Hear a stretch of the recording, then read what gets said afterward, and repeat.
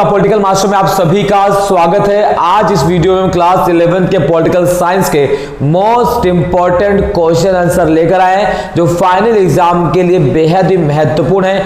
इस वीडियो में हमने उन सभी क्वेश्चन को शामिल किया है जहां से क्वेश्चन पूछे जा सकते हैं और जो क्वेश्चन पूछे गए हैं सो एंड तक जरूर देखिए। चैनल पर नए हैं तो चैनल को जरूर सब्सक्राइब कर लीजिएगा, बेल आइकन को प्रेस कर लीजिए। तो चलिए इस वीडियो को शुरू करते हैं। और मैं आपको एक बात गारंटी से कहता हूं कि अगर आपने इस वीडियो कंप्लीट देख लिया तो आपके 80 में से 80 नंबर पॉलिटिकल साइंस में आने तय है। आपके नंबर कोई भी नहीं काट सकता, ये मेरी गारंटी है दोस्तों। तो चलिए ज्यादा समय व्यस्त ना करते हुए इस इंपॉर्टेंट क्वेश्चन की सीरीज को शुरू करते हैं। तो पहला चैप्टर आपके सामने है, चैप्टर का नाम है संविधान क्यों और कैसे।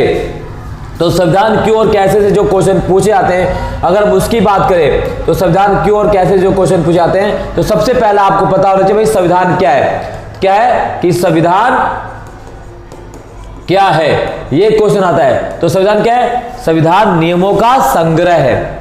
क्या है? संविधान एक नियमों का संग्रह है या आप इसे एक लिखित दस्तावेज के नाम से भी जानते हैं जिसके माध्यम से किसी भी देश की शासन व्यवस्था को सुचारू रूप से चलाया जाता है। तो इसे ये हम संविधान के नाम से जानते हैं। संविधान दो प्रकार के होते हैं, लिखित और अलिखित। भारत का संविधान दुनिया का सबसे बड़ा लिखित संविधान है और इंग्लैंड की अगर हम संविधान की बात करें तो वो अलिखित संविधान है। क्लियर? चलिए आगे बढ़ते हैं। अब भाई संविधान की आवश्यकता क्यों है? तो संविधान की आवश्यकता है कि प्रत्येक राज्य अपना एक संविधान होता है और संविधान के बिना एक राज्य नहीं बल्कि अराजकता का शासन। यानी भाई अराजकता का शासन मतलब यह है कि जब तक किसी राज्य में नियम ना दिए गए हों, किसी राज्य में नीतियों का निर्माण ना किया गया हो तो वो राज्य नहीं अराजकता का शासन ही कहलाता है। ठीक है, चलिए तो अगला क्वेश्चन, कई बार डायरेक्ट क्वेश्चन पूछा जाता है भारतीय संविधान सभा की मांग सबसे पहले किसने की, कहां से इसकी शुरुआत होती है? तो वो होती है 1895 में। कहां से? 1895 बाल गंगाधर तिलक, जिन्होंने मांग की थी कि स्वराज मेरा जन्म सिद्ध अधिकार है, मैं इसे लेकर रहूंगा। यानी पहले व्यक्ति कौन थे? बाल गंगाधर तिलक। फिर इस चीज को और आगे बढ़ते गए तो महात्मा गांधी ने 1922 में, तो सर्वप्रथम संविधान सभा की मांग किसने की? महात्मा गांधी ने सर्वप्रथम संविधान सभा की मांग की 1922 में। उसके बाद अगर हम बात करें तो 1922 के बाद जो है पंडित मोतीलाल नेहरू 1928 में, मोतीलाल नेहरू जी 1928 में इसकी मांग करते हैं। फिर कांग्रेस की तरफ से अगर हम बात करें 1934 में, कांग्रेस की तरफ से 1934 में ऑफिशियल तौर पे जो है संविधान सभा की मांग की गई। और इसी की बात करें तो 1934 में वी.एन. राव ने भी बात की थी। वी.एन. राव वही व्यक्ति हैं जो बाद में भारतीय संविधान सभा के संवैधानिक सलाहकार नियुक्त किए जाते हैं। तो इस तरह से मांग बढ़ती गई और अंततः 1942 में एक मिशन आता है जिसे हम कहते हैं क्रिप्स मिशन। 1942 में एक मिशन आता है, उस मिशन का नाम है क्रिप्स मिशन। ठीक है, और क्रिप्स मिशन के द्वारा भारतीय संविधान की मांग की गई, बट क्रिप्स मिशन असफल हो जाता है। उसके बाद 1946 में एक मिशन आता है जिस मिशन को हम कैबिनेट मिशन के नाम से जानते हैं और कैबिनेट मिशन के द्वारा ही भारतीय संविधान सभा की कह सकते हैं शुरुआत की गई और भारतीय संविधान सभा की पहली बैठक भी 9 दिसंबर 1946 में होती है। चलिए बात कर लेते हैं इसी तरह के कुछ क्वेश्चन जो कई बार पेपर में पूछे गए। क्वेश्चन क्या पूछा गया कि भाई भारत में कैबिनेट मिशन कब आया? तो कैबिनेट मिशन कब आया? 1946 में। क्रिप्स मिशन कब आया? तो 1942 में। ठीक है, इस तरह से जो है क्वेश्चन पूछे जाते हैं। तो ये चीजें आपको कवर करनी है। यहां से 100% क्वेश्चन पूछा गया है और पूछा जाएगा भी। इसी प्रकार से मसौदा समिति या मसौदा समिति की अगर हम बात करें तो मसौदा समिति के अध्यक्ष कौन थे? तो मसौदा समिति के अध्यक्ष थे डॉक्टर बी.आर. अंबेडकर। और इस समिति में कितने सदस्य थे? 7 सदस्य थे। कितने? 7।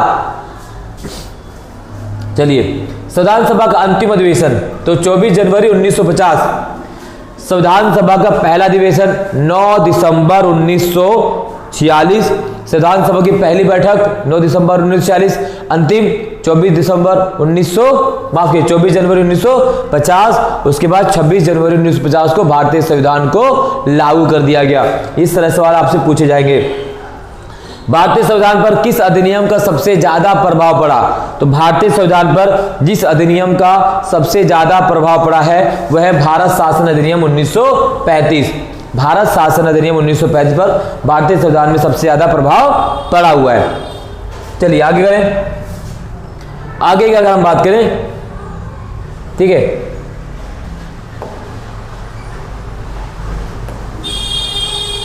इसी प्रकार से अगर हम बात करें तो एक और इंपॉर्टेंट जो आता है वो कैबिनेट मिशन। तो भाई कैबिनेट मिशन कब आया, इसके उद्देश्य क्या था, इसमें कौन कौन से सदस्य थे, तो यहां से जो है क्वेश्चन पूछा जाता है। तो हमने पहले आपको बता दिया है भाई कि जो कैबिनेट मिशन कब भारत आता है, तो कैबिनेट मिशन भारत में आता है 1946 में, 1946 में, 1946 में कैबिनेट मिशन भारत में आता है। क्यों आता है, यहां पे पीछे आपको पता होना चाहिए।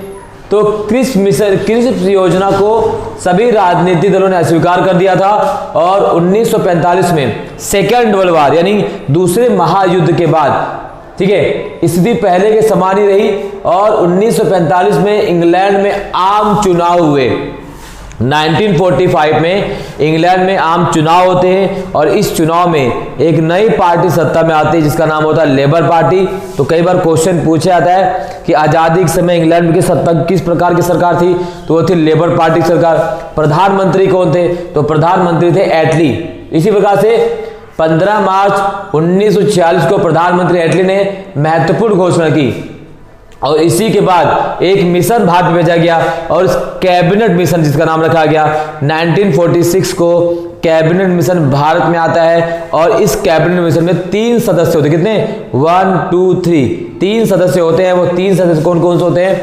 पहला अगर हम बात करें सर स्टैफर्ड क्रिप्स, दूसरे एवी अलेक्जेंडर, तीसरे सर पैथिंग लॉरेंस।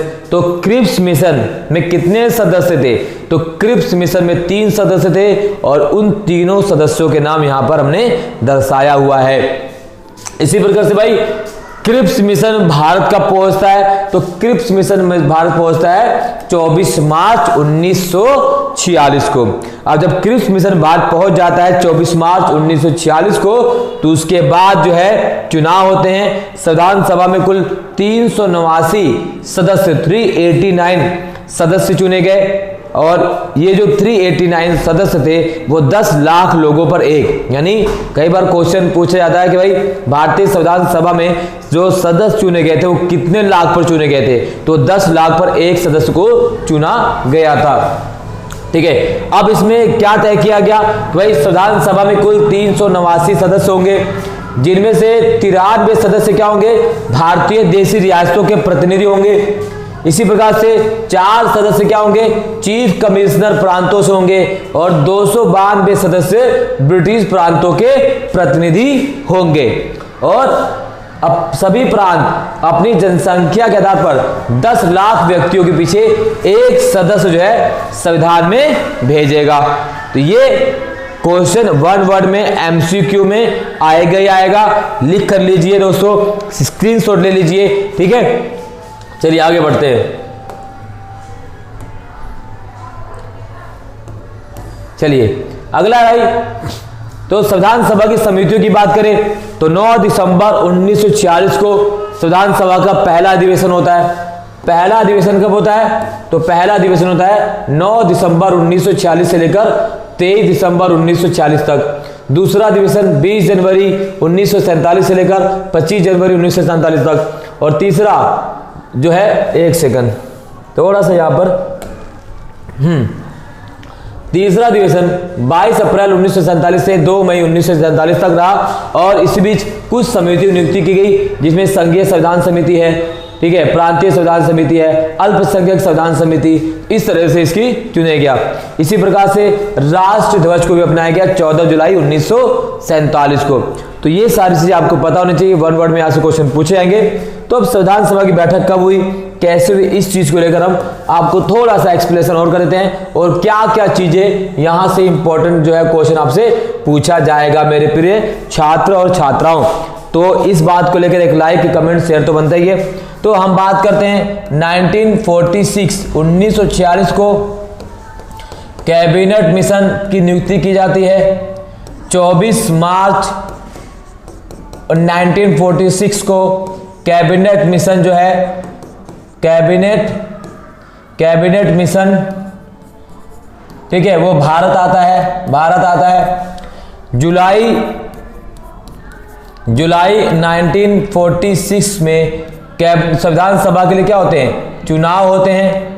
और ये कहा गया भाई 389 सदस्य होंगे और इनमें से प्रत्येक सदस्य जो है, प्रत्येक सदस्य की अगर हम बात करें, प्रत्येक सदस्य होगा 10 लाख लोगों पर 10 लाख पर एक व्यक्ति जो है संविधान सभा में चुना जाएगा। सभी प्रांतों से इस चीज को लेकर आगे बात की गई। आगे बढ़े। इस प्रकार से 9 दिसंबर 1946 को भारतीय संविधान सभा की प्रथम बैठक होती है। कौन सी बैठक? प्रथम बैठक। उसके बाद और इस बैठक की जो अध्यक्षता करते हैं वो करते हैं डॉक्टर सच्चिदानंद सिन्हा। ध्यान रखिएगा, डॉक्टर सच्चिदानंद सिन्हा इस बैठक की अध्यक्षता करते हैं। फिर 11 दिसंबर 1946 को भारतीय संविधान सभा की दूसरी बैठक होती है और इस बैठक की जो अध्यक्ष होते हैं वो होते हैं, कौन होते हैं? डॉक्टर राजेंद्र प्रसाद। जी हाँ, डॉक्टर राजेंद्र प्रसाद ये भारतीय संविधान सभा के स्थायी अध्यक्ष भी होते हैं और प्रथम अध्यक्ष भी होते हैं। अगर आप सभी से क्वेश्चन पूछा जाए कि भारतीय संविधान सभा के पहले अस्थायी अध्यक्ष कौन है, तो अस्थायी अगर पूछा जाए तो डॉक्टर सच्चिदानंद सिन्हा, और स्थायी पूछा जाए तो डॉक्टर राजेंद्र प्रसाद। पहला पूछा जाए तो डॉक्टर राजेंद्र प्रसाद, या संविधान सभा का अध्यक्ष पूछा जाए तो डॉक्टर राजेंद्र प्रसाद। क्लियर? इसी बीच 13 दिसंबर 1946 को तीसरी बैठक होती है और इसी बैठक को भारतीय संविधान सभा में एक प्रस्ताव पेश किया जाता है। इस प्रस्ताव को हम उद्देश्य प्रस्ताव के नाम से जानते हैं। और प्रस्ताव किसने पेश किया? इस प्रस्ताव को पेश किया पंडित जवाहरलाल नेहरू जी ने पेश किया। और ये जो प्रस्ताव था ये 22 जनवरी 1947 को सर्वसम्मति से संविधान सभा में पास कर दिया जाता है। यानी इसके विरोध में, इसके खिलाफ कोई भी प्रस्ताव जो है पारित नहीं किया गया, किसी ने भी इसके खिलाफ वोट नहीं किया। ये चीजें काफी इंपॉर्टेंट, वही प्रस्तावना जिसे आज वर्तमान में हम, ये वही उद्देश्य प्रस्ताव जिसे आज वर्तमान में प्रस्तावना या प्रिएम्बल ऑफ कॉन्स्टिट्यूशन के नाम से जानते हैं, जिसकी शुरुआत होती है, हम भारत के लोग भारत को एक संपूर्ण प्रभुत्व संपन्न समाजवादी पंथ निरपेक्ष और इसके समस्त नागरिकों में सामाजिक आर्थिक राजनीतिक न्याय प्रदान करने के लिए ये जो हमारी प्रस्तावना है, तो इस प्रस्तावना को हम पहले उद्देश्य प्रस्ताव के नाम से जानते थे। तो यहां से डायरेक्ट दोस्तों क्वेश्चन पूछा जा सकता है 2 नंबर में भी, 1 नंबर में भी।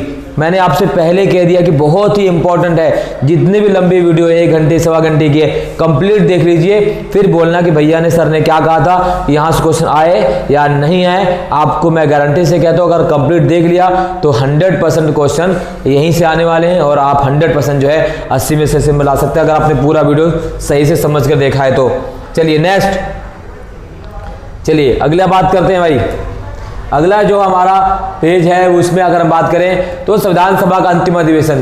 तो अंतिम अधिवेशन की अगर हम बात करें तो भाई अंतिम अधिवेशन तो आपको सभी पता है, ठीक है। तो अंतिम अधिवेशन जो चलता है तो 24 जनवरी 1950 को संविधान सभा का अंतिम अधिवेशन हुआ और संविधान सभा ने सर्वसम्मति से डॉक्टर राजेंद्र प्रसाद को भारत का प्रथम राष्ट्रपति चुना। जी हाँ, संविधान सभा ने 24 जनवरी 1950 को डॉक्टर राजेंद्र प्रसाद को सर्वसम्मति से भारतीय राष्ट्रपति चुना।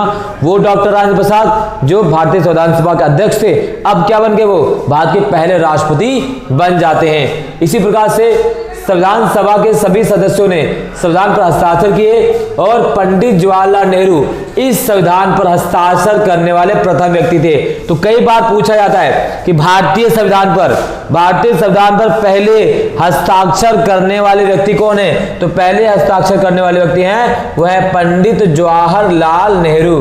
पंडित जवाहरलाल नेहरू भारतीय संविधान पर हस्ताक्षर करने वाले पहले व्यक्ति हैं। और इसके बाद 26 जनवरी 1950 को हमारा संविधान लागू हो जाता है। और इसी प्रकार से अब इसके पीछे बहुत चीजें क्वेश्चन पूछी जाती हैं कि जब हमारा संविधान 26 नवंबर 1949 को बनकर तैयार हो जाता है, तो उसे 26 जनवरी 1950 को क्यों लागू किया गया? इसके पीछे क्या लॉजिक है भाई? तो इसके पीछे लॉजिक ये है कि कांग्रेस के द्वारा 26 जनवरी 1930 को पूर्ण स्वतंत्रता दिवस मनाया गया, जिसकी घोषणा 1929 के कांग्रेस लाहौर अधिवेशन में की गई थी और पहली बार तिरंगा झंडा फहराया गया। और इसी चीज़ को महत्वता प्रदान करने के लिए, इसी चीज़ को ऐतिहासिकता प्रदान करने के लिए हमारा संविधान 26 नवंबर 1949 को बनने के बावजूद भी इसे 26 जनवरी 1950 को लागू किया गया। संविधान बनने, अगर हमारा जो संविधान था वो 2 वर्ष 11 महीने 18 दिन बनने में लगे और इस पर 64 लाख रुपए का खर्च आया। ठीक है, इस तरीके से और सारी चीजें यहाँ पर हम देखते हैं, तो ये काफी इंपॉर्टेंट है, यहाँ से क्वेश्चन तो आएगा।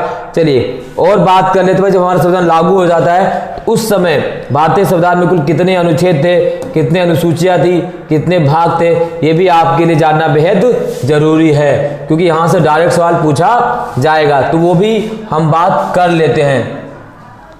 ठीक है, तो बात कर लेते हैं भाई कि कैसे कैसे जरूरी हुआ, क्या क्या चीजें थी। तो यहाँ अगर हम बात करें तो देखिए 26 जनवरी 1950 को जब हमारा संविधान लागू किया गया, उस समय हमारे पास, अगर हम बात करें, उस समय हमारे पास 395 अनुच्छेद थे। ठीक है, 8 अनुसूचियों में हमारे संविधान को बांटा गया था, 8 अनुसूचियां थी। और भाग की बात करें तो 22 भाग थे हमारे संविधान में। वर्तमान में इनकी संख्या जो है 450 से प्लस 470 आप कह सकते हो चुकी है। इसकी अनुसूची संख्या 12 हो गई है और इस भाग कितने हो गए हैं? 25 हो गए हैं। तो ये वर्तमान में है। तो कई बार पूछा जाता है कि भाई मूल संविधान में कुल कितने अनुच्छेद थे, मूल संविधान में कुल कितनी अनुसूचियां थी और कितने भाग थे? तो मूल संविधान में 395 अनुच्छेद, 8 अनुसूचियां, 22 भाग। वर्तमान में अनुच्छेद की संख्या 400 प्लस से अधिक हो चुकी है, अनुसूचियों की संख्या 12 हो चुकी है और भाग जो है 25 से ज़्यादा, माफ कीजिए 25 हो चुके हैं और संविधान संशोधन 105 हो चुके हैं। ये भी आपको पता होना चाहिए। ठीक है, इस तरह से सवाल पूछे जाते हैं। चलिए आगे बात कर लेते हैं।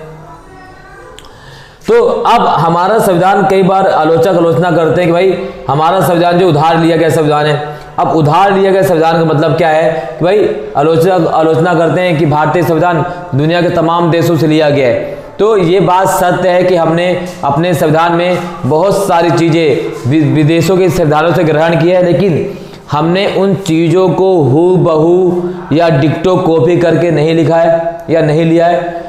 हमारे संविधान निर्माताओं ने दुनिया के तमाम देशों के संविधानों को जांचा, परखा, तौला, मापदंड करे, उसके बाद जो हमारे देश के लिए सही थे उसको हमने अपने संविधान में शामिल किया और भी परिवर्तित रूप में। तो आइए जान लेते हैं कि भारतीय संविधान में कहां से क्या क्या चीजें ली गई हैं, और ये काफी इंपॉर्टेंट है। यहां से एक क्वेश्चन तो आपको एग्जाम में 100% आएगा। तो सबसे पहले बात करते हैं ब्रिटिश संविधान से। तो भाई ब्रिटेन के संविधान से हमने क्या लिया है? तो ब्रिटेन के संविधान से हमने क्या लिया है? तो ब्रिटेन के संविधान से लिया है संसदीय शासन प्रणाली। जो हमारी संसदीय शासन प्रणाली है ना, वो हमने कहां से लिया है? ब्रिटिश के संविधान से। और इसकी अगर हम बात करें, भारत में इंग्लैंड की तरह ही कानून की व्यवस्था को अपनाया गया है। भारत में इंग्लैंड की तरह ही एकीकृत संस्थापक ढांचे को अपनाया गया है। इसके अंतर्गत 3 बातें मुख्य हैं। पहला, एकीकृत न्यायिक व्यवस्था, एकीकृत नौकरशाही और इकहरी नागरिकता। ठीक है, तो ये हमने इंग्लैंड से लिया है। अमेरिका के संविधान से क्या लिया है? अमेरिका के संविधान से हमने सबसे महत्वपूर्ण चीज लिया हुआ है फंडामेंटल राइट्स, यानी मौलिक अधिकार। इसी प्रकार से अगर हम बात करें तो सुप्रीम कोर्ट की शक्तियां और उपराष्ट्रपति का पद भी हमने कहां से लिया है? अमेरिकी संविधान से ग्रहण किया है। कनाडा के संविधान की बात करें तो कनाडा के संविधान से हमने क्या लिया है? तो भाई कनाडा के संविधान से हमने लिया है संघवाद। जो संघवादी व्यवस्था हमने कहां से लिया है? कनाडा के संविधान से लिया है। इसी प्रकार अगर बात करें अवशेष शक्तियां जो केंद्र को दी गई हमने कहां से लिया है? कनाडा के संविधान से लिया है। आगे बात करें, ठीक है, आगे बात करें तो भाई जर्मनी के संविधान से तो राष्ट्रपति को जो संकटकालीन शक्तियां हैं, भारतीय संविधान में जो राष्ट्रपति को आपातकालीन शक्तियां दी गई हैं अनुच्छेद 352 से लेकर 360 तक, वो शक्तियां हमने जर्मनी के वाइमर संविधान से ली हैं। इसी प्रकार से आयरलैंड के संविधान की बात करें तो आयरलैंड के संविधान से हमने राज्य के नीति निर्देशक सिद्धांत लिए हैं, डीपीएसपीआर तत्व बोल सकते हैं, वहां से लिए हैं। इसी प्रकार से अगर हम बात करें राज्यसभा में कला, साहित्य, विज्ञान, ठीक है, सामाजिक सेवा के क्षेत्र में प्रतिष्ठित व्यक्तियों को मनोनीत करने का जो अधिकार है ना, वो प्रकार हमने कहां से लिया है? वो भी लिया हमने किसके? आयरिश संविधान से।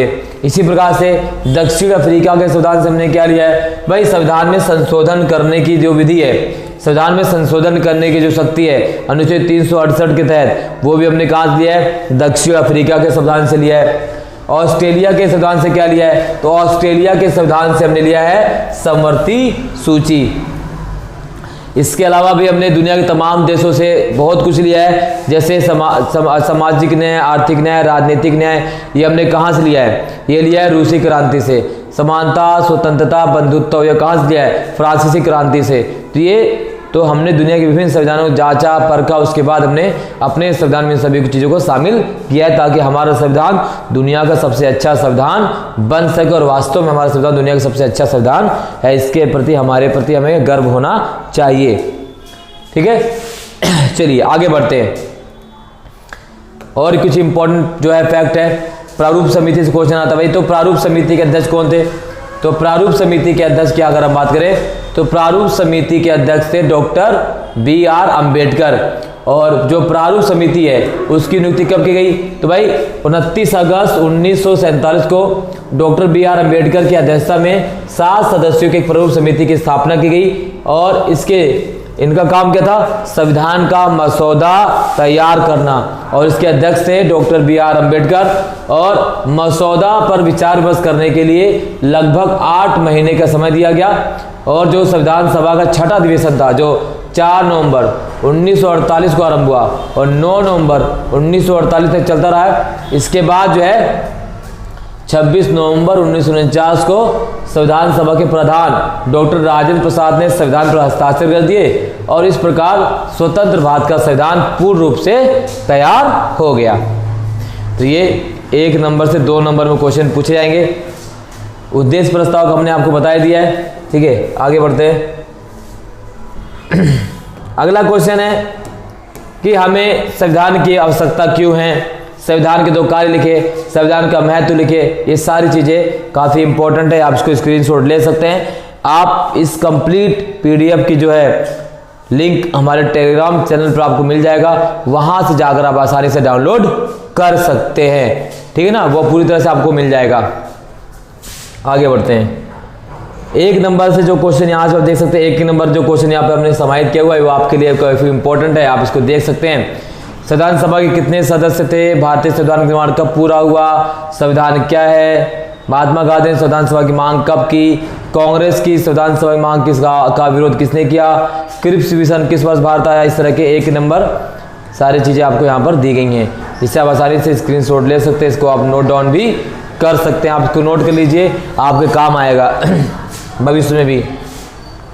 इसी प्रकार से 2nd चैप्टर है, तो भाई इसमें हमारे जो मौलिक अधिकार दिए गए हैं संविधान में, अधिकार चाहे वो मौलिक अधिकार हो, चाहे राज्य के नीति निर्देशक तत्व हो, चाहे हमारे मौलिक कर्तव्य हो, सब इसी अधिकार की बात करते हैं। तो सबसे पहले आप देख सकते हैं भाई संविधान में कितने मौलिक अधिकार दिए गए, तो इसकी हम चर्चा कर लेते हैं भाई कितने मौलिक अधिकार दिए गए हैं और राज्य के नीति निर्देशक तत्व क्या हैं। यहाँ से डायरेक्ट सवाल पूछा जाता है, तो मैं आपको यहाँ पे एक्सप्लेन कर देता हूँ ताकि आपको और समझने में आसानी हो जाए। देखिए मौलिक अधिकार की बात करें तो सबसे पहले अगर हम मौलिक अधिकार की बात करें, मौलिक अधिकार, तो जो मौलिक अधिकार है ना मेरे प्रिय छात्र छात्राओं, मौलिक अधिकार कहाँ से लिया गया है? अमेरिका के संविधान से, अमेरिका के संविधान से लिया गया है।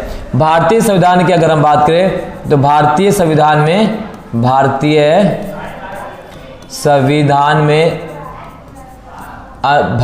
3 कहाँ दिया गया है? भाग 3 अनुच्छेद 12 से 35 तक। तो भारतीय संविधान में जो मौलिक अधिकार दिया गया है संविधान के भाग 3 अनुच्छेद 12 से 35 तक दिया गया है। टोटल अगर हम बात करें मूल संविधान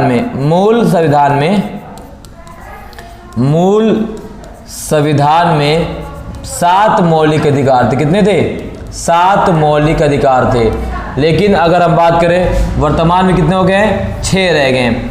जो 7वां मौलिक अधिकार था उसे 44वें संविधान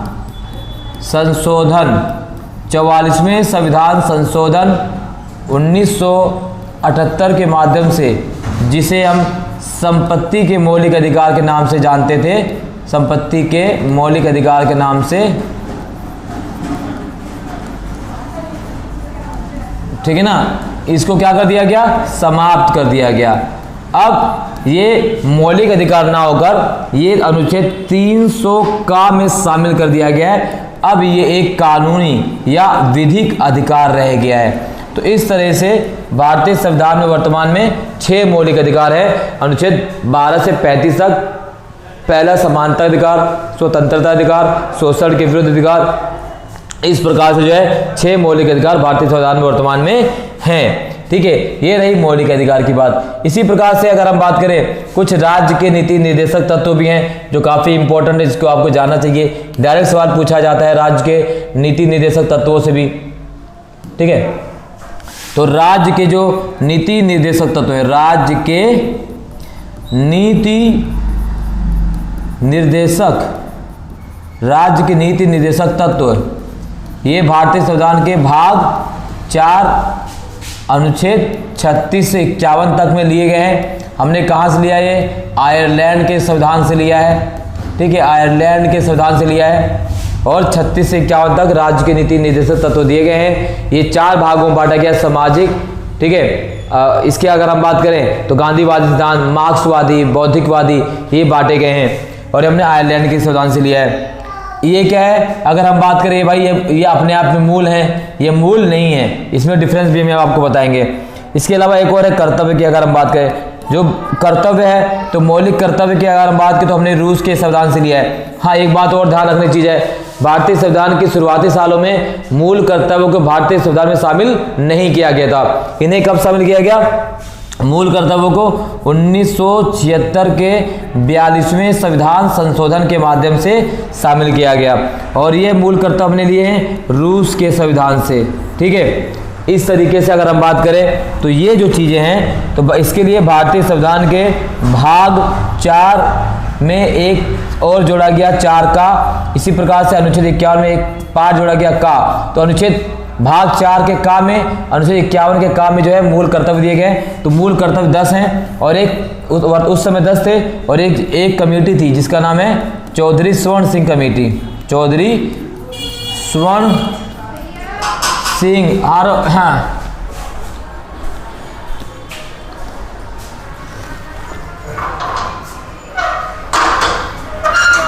कैसा क्या पेपर? सही क्या? अच्छा क्या? ठीक है,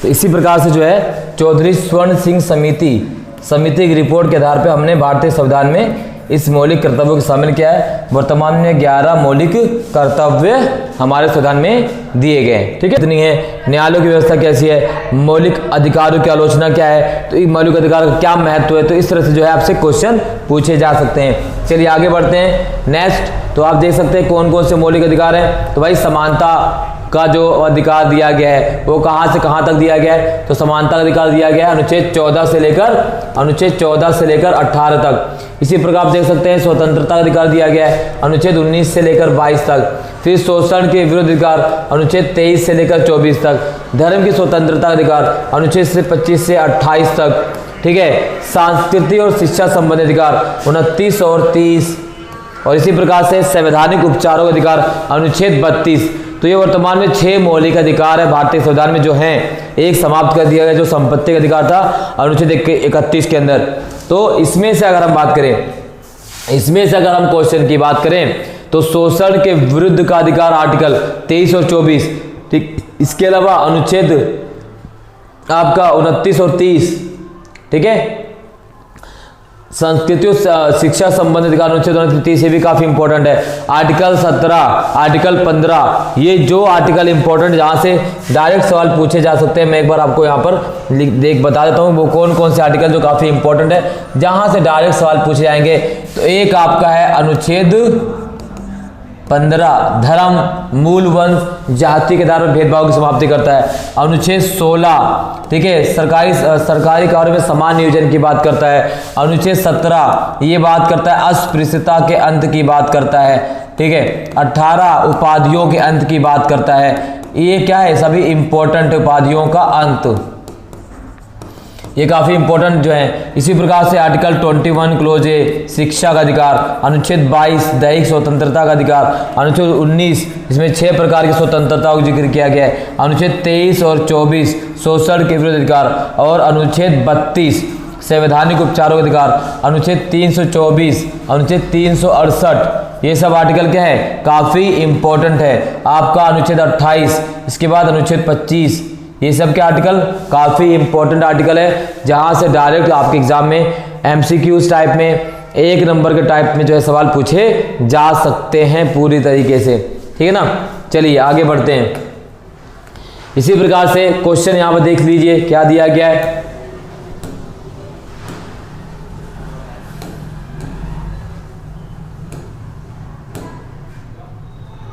ठीक है, तो आप देखिए भारतीय नागरिकों को प्रदत्त स्वतंत्रता संबंधी अधिकारों का संक्षेप वर्णन कीजिए। अनुच्छेद 19, अनुच्छेद 20। इसके अलावा अगर हम बात करें तो रिट से क्वेश्चन 100% पूछा जाएगा, चाहे वो बंदी प्रत्यक्षीकरण, उत्प्रेक्षण हो, परमादेश हो, अध्यादेश हो, सारे रिट आपको याद करना है। एक क्वेश्चन जरूर वहां से आने वाला है। यहाँ पे आप अभी हम दिखाएंगे आपको रिट कौन कौन सा है। इसके अलावा यहां पर आप देखिए समस्त भारत में चलने फिरने की स्वतंत्रता, अनुच्छेद 19 के तहत जो 6 प्रकार की स्वतंत्रता है यहां से क्वेश्चन पूछे जाएंगे। इसी प्रकार से जीवन और व्यक्तिगत स्वतंत्रता की सुरक्षा आर्टिकल 20 से लेकर 22 तक। अनुच्छेद 20 में क्या लिखा गया है, 21 क्या कहता है, 21 क्या है और 22 क्या है, तो ये काफी इंपॉर्टेंट आर्टिकल यहां से क्वेश्चन पूछे जाएंगे। चलिए नेक्स्ट, इसी प्रकार से अनुच्छेद 23 और 24 बाल जो है शोषण के विरुद्ध अधिकार, अनुच्छेद 23 मानव के व्यापार और बलपूर्वक मजदूरी की मनाही की बात करता है, देह व्यापार की मनाही की बात करता है। इसके बाद नेक्स्ट क्वेश्चन क्या होगा, अगर बात करें तो है कारखानों आदि बच्चों को काम पर लगाने की मनाही, तो आर्टिकल 23 और 24 काफी इंपॉर्टेंट है। क्लियर। नेक्स्ट क्वेश्चन क्या बात करें भाई, वो है संवैधानिक उपचारों का अधिकार। तो आर्टिकल 32 ये एक अधिकार प्रदान करता है कि अगर किसी भारतीय नागरिक के मौलिक अधिकारों को उल्लंघन किया जाता है तो उसके पास मौलिक अधिकार है कि वो सुप्रीम कोर्ट और हाई कोर्ट में जा सकता है। और सुप्रीम कोर्ट और हाई कोर्ट अनुच्छेद 32 के तहत जो है क्या करता है, अनुच्छेद 32 के तहत सुप्रीम कोर्ट ऑफ इंडिया 5 प्रकार की रिट जारी करती है जिसके माध्यम से नागरिकों के मौलिक अधिकारों को सुरक्षा प्रदान की जाती है। इसी प्रकार से आर्टिकल जो है 224 किसी बात करता है, हाई कोर्ट की बात करता है, तो वो भी 5 प्रकार की रिट जारी कर सकता है। तो वहां से जरूर क्वेश्चन आएगा।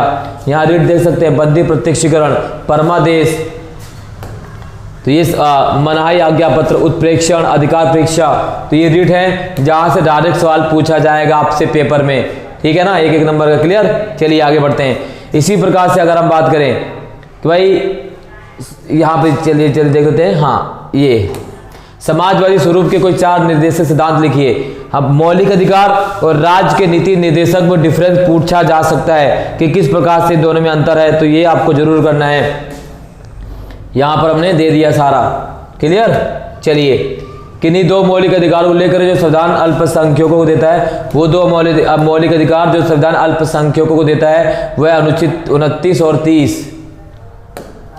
इसी प्रकार से यहां पर आप देख सकते हैं बंदी प्रतिष्ठीकरण काफी इंपॉर्टेंट है, परमादेश लेख इंपॉर्टेंट है, अधिकार परीक्षा काफी इंपॉर्टेंट है, तो ये रिट आपको करना ही करना है। इसके अलावा अगर हम 1-1 वाले क्वेश्चन की बात करें तो देखिए यहां पर हैबियस कॉर्पस किस शब्द से लिया गया है, तो भाई लैटिन भाषा से लिया गया है। हैबियस कॉर्पस का क्या अर्थ है, तो हमारे सम्मुख शरीर को प्रस्तुत करें। मैडमस शब्द किस भाषा से लिया गया है, लैटिन भाषा से लिया गया है। मैडमस शब्द का अर्थ क्या अर्थ है, हम आदेश देते हैं। को वारंटो का क्या अर्थ है, किस आदेश से, तो ये जो है ना आपसे पूछा जा सकता है। भारतीय संविधान में मौलिक अधिकार, राज्य के नीति निर्देशक तत्व और मौलिक कर्तव्य से क्वेश्चन आएंगे, जिसको आपको लेकर कवर कर पूरा क्लियर करना है। चलिए आगे बढ़ते हैं। भारतीय संविधान में संशोधन करने की विधियां, तो भारतीय संविधान में संशोधन करने की जो शक्ति है वो किसके पास है, तो भारतीय संविधान में संशोधन करने की शक्ति मिली हुई है किसको, तो वो संसद को मिली हुई है। संसद अनुच्छेद 368 के माध्यम से भारतीय संविधान में संशोधन कर सकती है। संशोधन 3 प्रकार के होते हैं, साधारण बहुमत से संशोधन, विशेष बहुमत से संशोधन, विशेष प्लस में आधे से अधिक राज्यों की सहमति से संशोधन। ये सारी चीजें आपसे पूछी जा सकती हैं।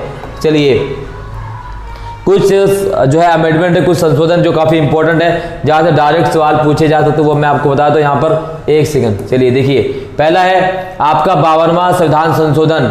ये राजनीतिक दल बदल की बुराई को दूर करने के लिए 1985 में इसको शामिल किया गया। इसके बाद अगर हम बात करें 61वां संशोधन, ये क्या है, वोट डालने की उम्र को 21 वर्ष से, माफ कीजिएगा 21 वर्ष से घटाकर 18 वर्ष कर दी गई। 73वां संविधान संशोधन, ये ग्राम पंचायत से संबंधित है, स्थानीय शासन को 1992 में किया गया। इसी प्रकार से 74वां संविधान संशोधन। इसके अलावा अगर हम बात करें और पंचायत के सदस्यों के लिए आयु सीमा 25 वर्ष से घटाकर 21 वर्ष कर दी गई। महिलाओं को 33% इसमें आरक्षण दिया गया। 74वां संविधान संशोधन। 86वां संविधान संशोधन 16 दिसंबर 2002 को 86वें संविधान संशोधन के अंदर आर्टिकल 21 क्लोज ए जोड़ा गया, जिसके तहत 6 से 14 वर्ष तक के बच्चों को निःशुल्क शिक्षा प्रदान किया गया।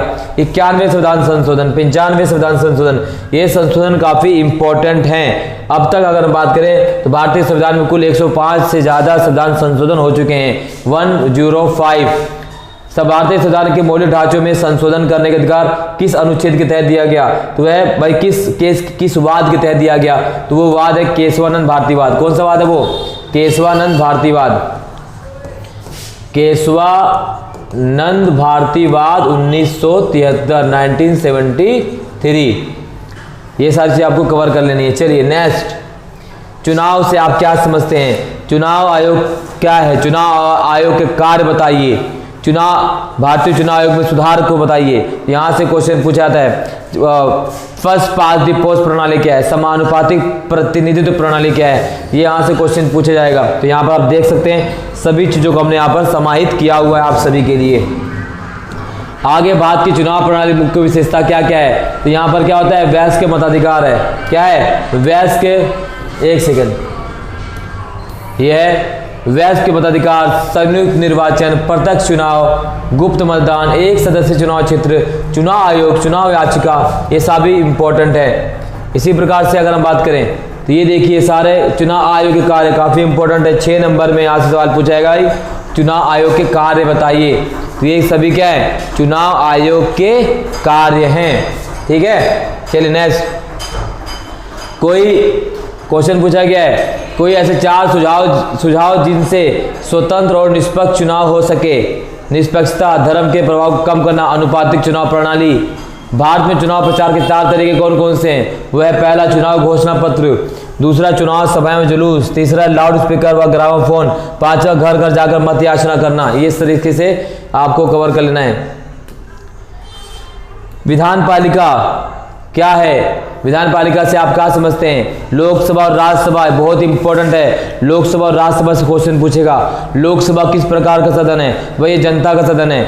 ये ऊपरी सदन है, निचला सदन है? तो लोकसभा निचला सदन है। ये जनता का प्रतिनिधित्व करता है और इसका चुनाव प्रत्यक्ष विधि के माध्यम से किया जाता है। जबकि राज्यसभा ऊपरी सदन है, ये राज्यों का प्रतिनिधित्व करता है। इसका चुनाव आम जनता नहीं करती है, संसद में चुने गए सदस्यों द्वारा इसका चुनाव किया जाता है। इस तरह से आपको पूछना है, लोकसभा के सदस्यों का कार्यकाल कितना होता है? 6 साल होता है। माफ कीजिएगा, राज्यसभा के सदस्यों का कार्यकाल कितना होता है? 6 वर्ष। लोकसभा का कितना? 5 वर्ष। ठीक है। लोकसभा क्या है? अस्थायी सदन है, जबकि राज्यसभा स्थायी सदन है। ठीक है, चलिए आगे बढ़ते हैं। हमें संसद की आवश्यकता क्यों होती है? तो संसद की आवश्यकता क्यों है?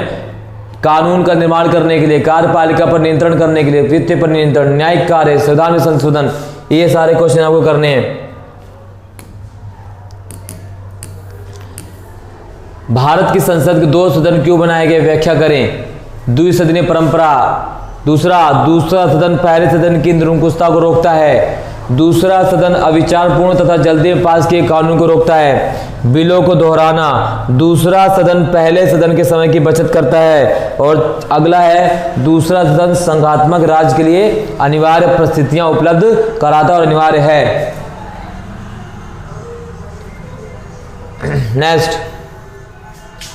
संसद की शक्तियां क्या है? तो भाई विधायी शक्तियां, वित्तीय शक्तियां और क्या क्या है? कार्यपालिका शक्तियां। कार्यपालिका शक्तियां, राष्ट्र नीतियों का निर्माण करना, न्यायिक शक्तियां, संवैधानिक शक्तियां, सार्वजनिक मामलों पर वाद विवाद, ये सब क्या है? संसद की शक्तियां हैं। राज्यसभा की रचना, लोकसभा की रचना, ये सारे क्वेश्चन आपसे पूछे जा सकते हैं। राष्ट्रपति संसद का एक आवश्यक अंग है, क्या आप इस कथन से सहमत हैं? इसी प्रकार से कार्यपालिका क्या है? कार्यपालिका कितने प्रकार की होती है? यह क्वेश्चन आएगा। स्थायी कार्यपालिका से आप क्या समझते हैं? अस्थायी कार्यपालिका क्या है? राजनीतिक कार्यपालिका से आप क्या समझते हैं? राष्ट्रपति तो 6 नंबर का सवाल तो 100% आएगा। इसको आपको कवर करना है। ठीक है, चलिए आप देखिए। तो ये चीजें आपको कर लेना। अगर आपने ये कर लिया तो 100% आप बहुत अच्छे नंबर से पास होंगे और आपको अच्छे नंबर से पास होने से कोई भी रोक नहीं सकता है। ये कर लेना है बस, और कुछ नहीं। जो भी मैं इस वीडियो में आप सभी को बता रहा हूं, इसको कर लीजिए। बाकी कुछ भी करने की आवश्यकता नहीं पड़ेगी आपको। भारतीय राष्ट्रपति की शक्तियों और कार्यों का उल्लेख कीजिए, काफी इंपॉर्टेंट है। कई बार क्वेश्चन पूछा गया है, सारे कार्य पूछा गया है, पूछा जाएगा दोबारा से भी। इसको आप स्क्रीनशॉट ले सकते हैं।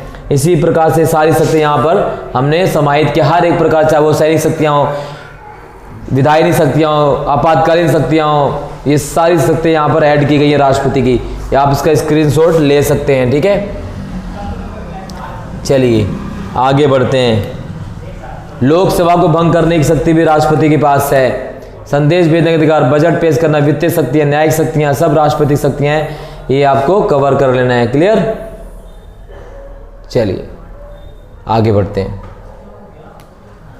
इसी प्रकार से राष्ट्रपति की संकटकालीन शक्तियां, ये राष्ट्रपति की जो है संकटकालीन शक्तियां, युद्ध, विदेशी आक्रमण और सशस्त्र विद्रोह से उत्पन्न संकट आर्टिकल 352, राज्य में संवैधानिक मशीनरी फेल होने से उत्पन्न संकट आर्टिकल 356, आर्थिक संकट से उत्पन्न स्थिति आर्टिकल 360, ये सब राष्ट्रपति की शक्तियां हैं। इसी प्रकार से राजनीतिक कार्यपालिका क्या है, स्थायी कार्यपालिका क्या है, ये काफी इंपॉर्टेंट है, यहां से क्वेश्चन आएगा। चलिए आगे बढ़े। प्रधानमंत्री मंत्रिमंडल रूपी मेहराब की आधारशिला है। तो राष्ट्रपति और प्रधानमंत्री से अथवा में क्वेश्चन तो आएगा ही आएगा। मंत्री जो है मंत्रिमंडल से क्वेश्चन आएगा। तो ये आपको कवर करके चलना है, इससे बाहर क्वेश्चन नहीं आएगा। इसी प्रकार से अगर न्यायपालिका, एकीकृत न्यायपालिका से आप क्या समझते हैं? यहाँ देखिए एकीकृत न्यायपालिका क्या है। न्यायाधीशों की नियुक्ति कौन करता है? न्यायाधीशों की योग्यताएं क्या क्या है? पदच्युति, कार्यकाल, न्यायाधीशों की न्यायपालिका के क्षेत्राधिकार, सलाहकारी क्षेत्राधिकार क्या है? ये क्वेश्चन आएगा पेपर में। इसी प्रकार से PIL से आप क्या समझते हैं? न्यायपालिका की स्वतंत्रता का क्या अर्थ है?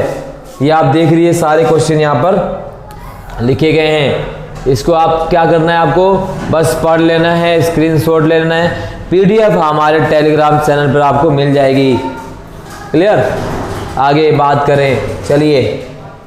इसी प्रकार से स्वतंत्र न्यायपालिका, लंबा कार्यकाल, न्यायाधीशों को अच्छा वेतन, सेवा की शर्तें, न्यायाधीशों की उच्च योग्यता, ये सब कुछ आपको कवर करना है।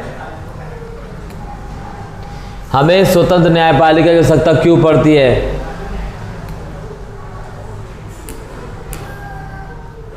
ये चीजें आपको कवर करनी है। आगे बढ़े। इसी प्रकार से सर्वोच्च न्यायालय के क्षेत्राधिकार तथा शक्तियों का वर्णन कीजिए। तो सर्वोच्च न्यायालय के क्षेत्राधिकार और शक्तियां: प्रारंभिक क्षेत्राधिकार, अपीलीय क्षेत्राधिकार, संवैधानिक मामलों में अपील, फौजदारी मुकदमों में अपील, दीवानी मुकदमों में अपील।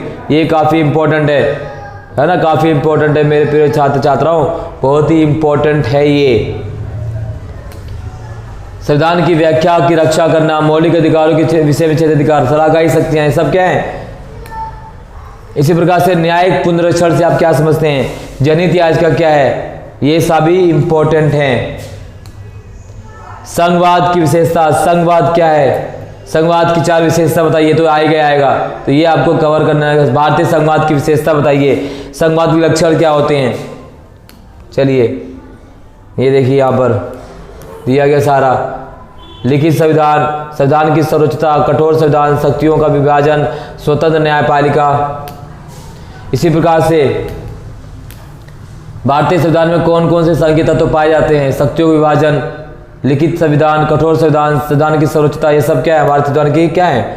हमारे संघीय तत्व हैं भारतीय संविधान के। 1 नंबर की जो क्वेश्चन, संघ सूची, राज्य सूची, समर्थित सूची में क्या क्या शामिल है, 1 नंबर से जो क्वेश्चन पूछा जाएगा यहाँ से, यहाँ पर क्लियर दिया हुआ है। सारा चीजें आपको कवर कर लेना है, ठीक है? ये सभी चीजें आपको करना है। नेक्स्ट, इसी प्रकार से 73वां 74वां संविधान संशोधन कब हुआ, किसके माध्यम से किया गया? काफी इंपॉर्टेंट है। 73वां संविधान संशोधन किससे संबंधित है? न्यायपालिका क्या होती है? 73वां संविधान संशोधन, 74वां संविधान संशोधन का पंचायती राज से आप क्या समझते हैं? पंचायती राज से आप क्या समझते हैं? पंचायती राज के 3 स्तरों का वर्णन करें, ये काफी इंपॉर्टेंट है। पहली बार पंचायती राज की स्थापना किस राज्य में होती? तो वो होती कहाँ पर? 1959 में, 2 अक्टूबर 1959। कहाँ? तो वही राजस्थान, फिर आंध्र प्रदेश। ये आपको पता होना चाहिए। राजस्थान के नागौर जिला।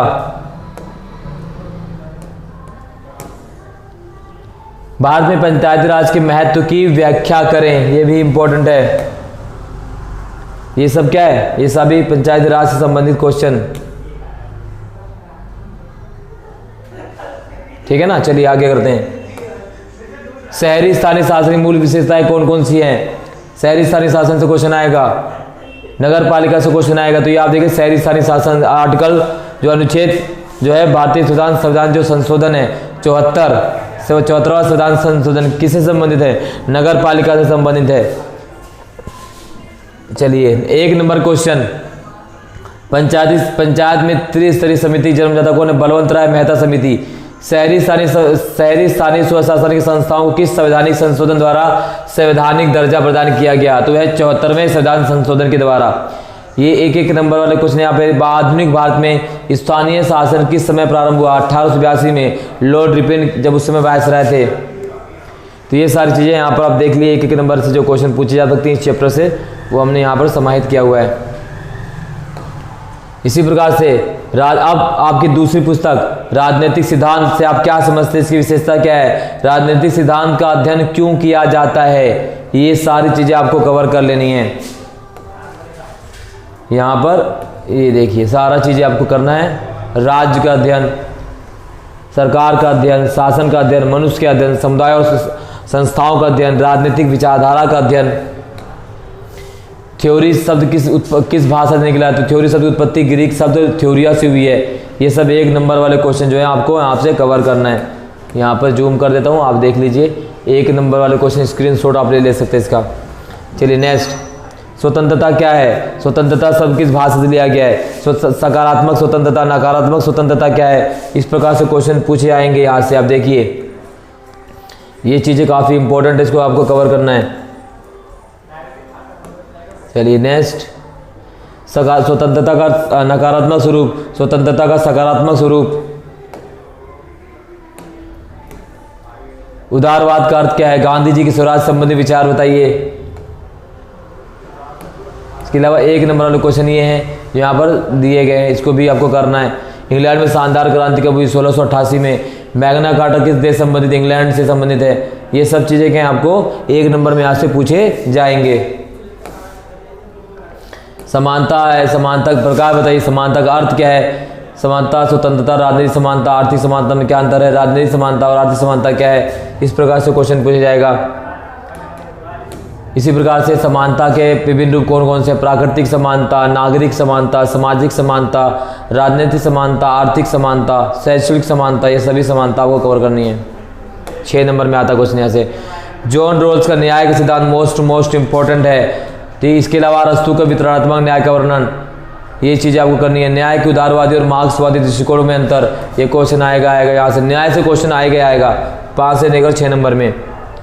इसी प्रकार से अगर हम बात करें लोकतंत्र में न्याय का क्या महत्व है, यहाँ देखिए सभी क्वेश्चन आपको कवर करने हैं। ठीक है ना। अब धर्मनिरपेक्षता की बात करें तो पश्चिमी धर्मनिरपेक्षता और भारतीय धर्मनिरपेक्षता में क्या अंतर है? मोस्ट इंपॉर्टेंट है, ये आपको कवर करना है। सांप्रदायिक हिंसा क्या होती है? धर्मनिरपेक्ष राज्य की विशेषता बताइए। भारतीय संविधान में धर्मनिरपेक्ष शब्द को कब जोड़ा गया? ये सभी क्वेश्चन पूछे जाएंगे आप सभी से। इसी प्रकार से अगर बात राष्ट्रवाद से जो क्वेश्चन आता है, राष्ट्रवाद से आप क्या समझते हैं? राष्ट्र शब्द किस शब्द से उत्पन्न हुआ है? ये सब चीज राष्ट्रवाद के 4 तत्वों का वर्णन करें। सामान्य मातृभूमि, वंश की समानता, सामान्य भाषा, सामान्य धर्म। उदारवादी राष्ट्रवाद की मुख्य विशेषता बताइए। सर्वसत्तावादी राष्ट्रवाद की मुख्य विशेषता बताइए। राष्ट्र को अंग्रेजी भाषा में क्या कहते हैं? ये 1 नंबर वाले क्वेश्चन आप देख लीजिए, यहां से करा जाएगा क्वेश्चन। इसी प्रकार से नागरिकता से आप क्या समझते हैं? एक अच्छे नागरिक के क्या गुण होने चाहिए? ये क्वेश्चन आएगा। नागरिकता विशेषताएं, राज्य की सदस्यता, सर्वव्यापकता, राज्य के प्रति भक्ति, अधिकारों का उपयोग, कर्तव्यों का पालन, ये सब क्या है? नागरिकता की विशेषताएं होती हैं। आदर्श नागरिक के गुण क्या क्या होते हैं? ये इंपॉर्टेंट क्वेश्चन है, तो ये आदर्श नागरिक के गुण भी क्वेश्चन पूछे जा सकते हैं। इसी प्रकार से अगर हम बात करें, ये सब क्या है? एक आदर्श नागरिक के गुण हैं। सामाजिक भावना, कर्तव्यपरायणता, आत्मसंयम, सहनशीलता, प्रगतिशीलता, परिश्रम, अच्छा स्वास्थ्य, ये सब क्या है? एक आदर्श नागरिक के गुण हैं।